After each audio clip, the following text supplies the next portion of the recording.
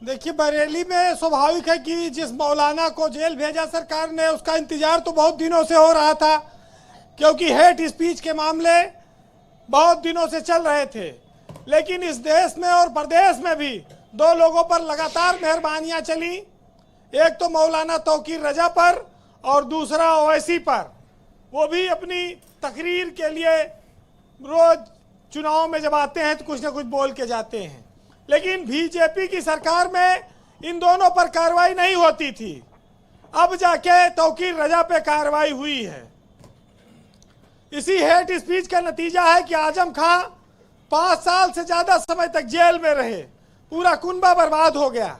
लेकिन तौकीर रजा तक आने में इतना वक्त लग गया।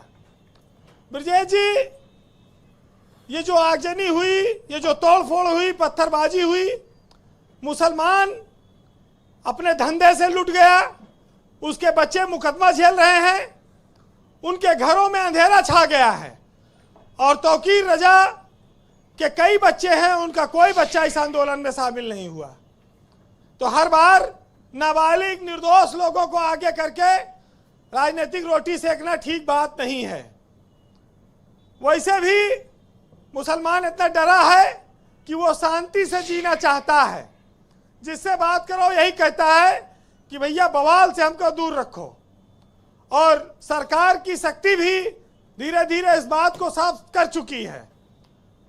अब जब तमाम सारे उदाहरण इस प्रदेश में मौजूद हैं, चाहे जो घटनाएं हुई हो, तो उसके बाद भी अगर दंगा फसाद होगा, लॉ एंड ऑर्डर पे कोई सवाल खड़ा होगा, तो योगी जिसके लिए जाने जाते हैं, सख्ती करने के लिए उन्होंने किया। अब आप देखिए कि बर्बादी किसकी हुई, बर्बादी एक कौम की हो रही खाली उसमें।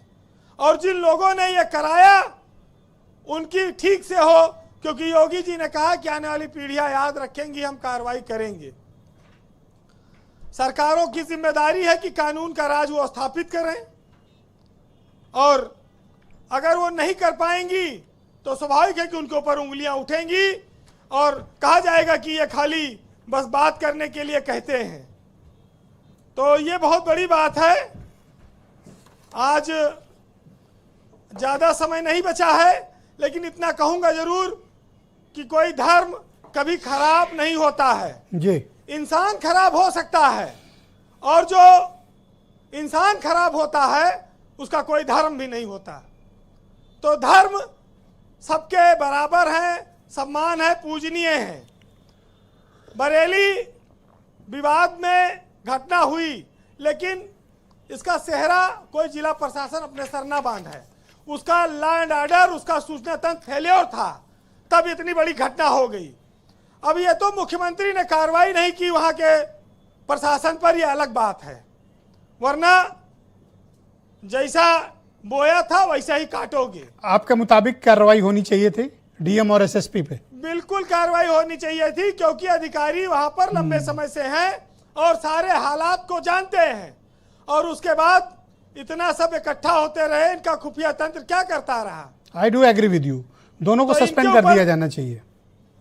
भाई, जो धर्म के ठेकेदार हैं वो खुलेआम ऐलान करके गए थे और ये काम किया उन्होंने। तो जिला प्रशासन की भी जिम्मेदारी थी कि वो इस पर तगड़ी कार्रवाई करता जी। फिलहाल आज Conclude ज्यादा वक्त नहीं है, लेकिन इतना जरूर कहूंगा कि इस देश का हर नागरिक अगर वो संवैधानिक धर्म का पालन करता है तो उसे धर्म के आधार पर नहीं, भारत के नागरिक का आधार पर देखा जाना चाहिए।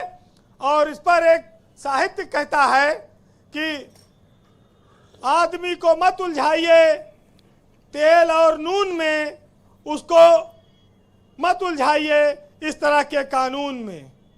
तब समझ पाओगे तुम मेरा सफर, छत पर जब नंगे पांव चलोगे जून में।